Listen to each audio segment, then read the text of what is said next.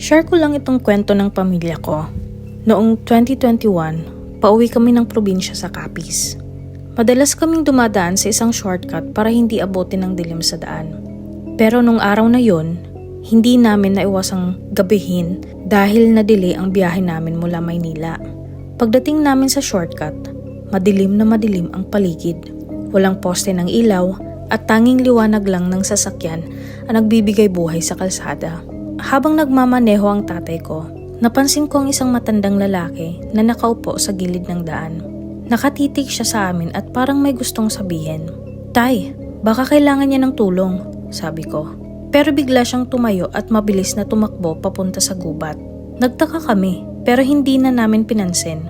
Ilang metro pa lang ang layo namin mula sa nakita naming matanda, bigla kaming nakarinig ng iyak ng bata. Huminto ang sasakyan at hinanap namin kung saan galing ang iyak. Nasa gilid ng daan ang isang sanggol na nakabalot sa puting tela. "Kuya, wag mong lapitan," sabi ng nanay ko.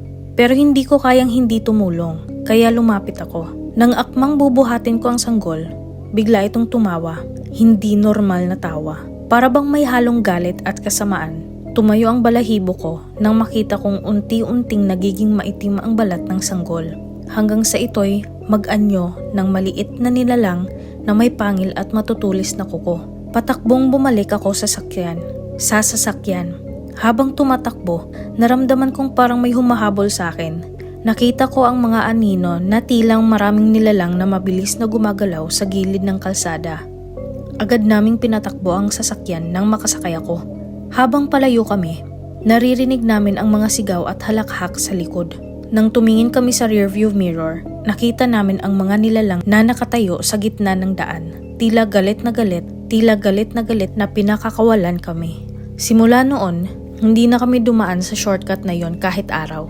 Maraming nagsasabi na ang kalsadang iyon ay nilulukoban ng mga aswang tuwing gabi. Hanggang ngayon, hindi ko makalimutan ang kanilang mga mata na parang nanunuot sa kaluluwa.